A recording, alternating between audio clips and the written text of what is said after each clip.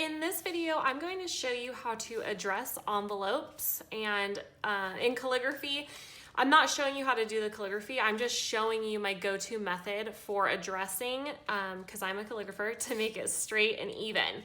This is a method that I discovered kind of recently, I would say within the last year and a half, but before that, my addresses were all over the place. They were going this way and that way, and this helps keep everything straight and even. So if you've struggled to keep your calligraphy in a straight line for envelope addressing, this is going to help you.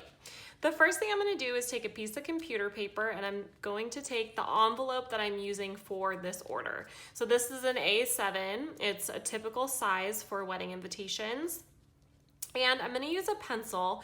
You could use a pen also, but make sure the ink on the pen is completely dry before you start your envelope order, because you could get that ink on it. So the pencil is just going to outline this envelope. Try to keep it straight with your paper, but this is your guide, so wherever you do it, even if this isn't perfectly straight, you're going to be able to get a straight line. Now I take this off, and I want to find the center of this, because this is going to be my template. This is an A7, so I would say about 3 1/4 is going to be the middle. I'm going to make 2 lines just so I make sure everything is straight. And the line is going to extend past my envelope, because I want to be able to see these lines when my envelope is set down. The next thing I'm going to do is think about where I want the name to be. People are different calligraphers do different things. Sometimes they want the names higher, lower. Figure out what's right for you. I like mine right about here. So for me, that's 2.5 inches down. Another thing to be mindful of is your stamps. So a typical stamp is going to be just right here. But if you're doing vintage postage stamps, you need to allow for enough space for your address to be on here. Sometimes vintage postage stamps can extend to here because there's a lot, you need a lot more. So just be mindful of that when you are laying this out. Next thing I'm going to do is go over here, and like I said, 2.5 is where I like to start my names. I'm going to make a mark on this side and a mark on this side. I don't want to leave anything up to chance that I would possibly make something crooked. Then same thing, I'm making the line extend past my envelope. Next, determine how many lines you need for your envelope. I like to do 4 because I do the zip code on its own line at the bottom. But if you do 3, then use 3. And another thing is the spacing. Some people's calligraphy is really nice and tight. My calligraphy is a little bouncy, so I like to do a 1/2 inch, but determine what is best for you. Then I'm just going in here and I'm making a 1/2 inch mark.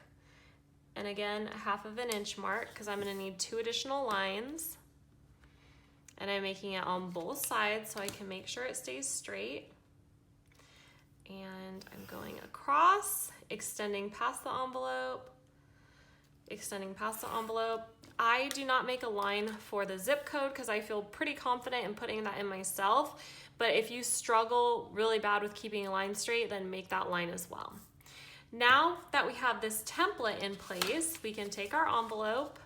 One big thing I want to mention, you guys, I like to keep my envelopes in a pile like this, facing this way, so I know that when I put it down, it's the right side. How awful would it be if you addressed an entire thing of envelopes only to find out that you did them upside down? So keep them like this in a pile, and you will never make that mistake. Something else that I do is for my addresses, I will put them all inside of a Word document, and I will make the letters a size that is similar to my calligraphy, even if it's not a script font. If you are really struggling with this, make your letters a script font, because that will help you with the calligraphy. But so I do it like this, and then I modify it to be the way that I like to write addresses. So that's with the zip code on the bottom, and I like to spell out the state name. And then I center everything. So when I center everything on my computer, I fold this paper over And now I know exactly where my center line is. And then that will correspond with this center line on the envelope. Okay, so let's start writing. I should have told you guys in the beginning, but you will need a laser leveler. I think this was 25 bucks at Home Depot. You can get it on Amazon as well. I will link in the YouTube comment notes area. But this is key. This is how I'm gonna keep my line straight. And there is a lot of sun coming in here, so I apologize if you guys can't see this red line, but there is a red line. I make sure that my envelope is lined up with my template. Then I am using my laser leveler and I am making sure that the line is going from here to here. Can barely see that, and it's straight. Then I'm going to grab my nib or my pen and my ink, and I feel pretty confident that I don't start in the center anymore, but I'm going to show you guys how to start in the center since you may be new to this and really feel like you need a lot of help. So as you can see in this, the H is right in the middle of that center line. This is my center line here. So that's where the H is going to go. I'm going to start with the T because I need to connect. So you can start with that. And I'm gonna continue to write this way. So Samantha Drake.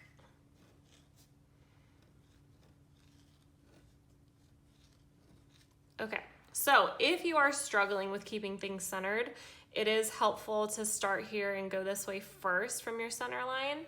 But after a while, you'll kind of start to get better at that.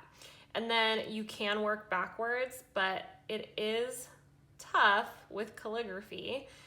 Since I know Drake is over here and this is centered and it leaves this much space on the right, I'm gonna assume that there's this much space here, and I'm going to write Samantha.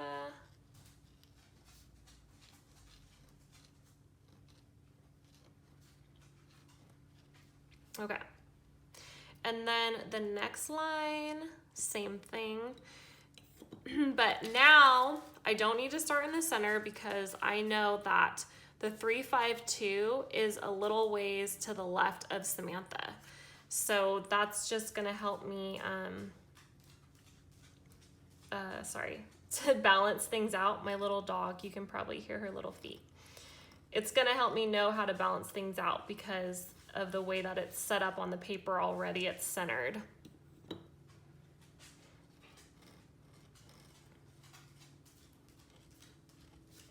And the more you guys address envelopes, I promise you, the easier it'll get, and you'll start to really be able to center things better. And it's just all about practice. Okay, next line, San Diego is almost exactly lined up with the 3.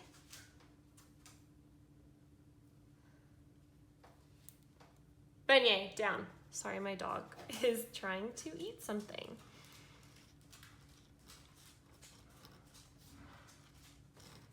A lot of getting better at calligraphy is about these little tips and tricks. I struggled for so long with my envelopes, and I'm so glad I finally figured this out. I remember paying $30 for this course on how to address envelopes and calligraphy nicely, and it was a total waste of money. Like, everything the girl told us to do was not helpful. One made me so dizzy, and then I just was like, you know what, I'm gonna figure it out myself, and this is the method I came up with. And then lastly, for the address, I like to space out my numbers. I like to start in the middle, so 0, and then I do the 2 on the ends, so 9 and 1, and then I go back and I do these ones. It's just easier that way. I like to put dots as well. And there you have it, an address that is straight and pretty centered.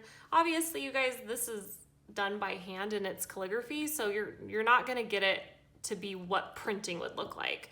but I'm thinking that this looks pretty good compared to the stuff that I used to do. So I hope this was helpful. If this was a helpful tutorial, if you guys could please leave a comment and let me know.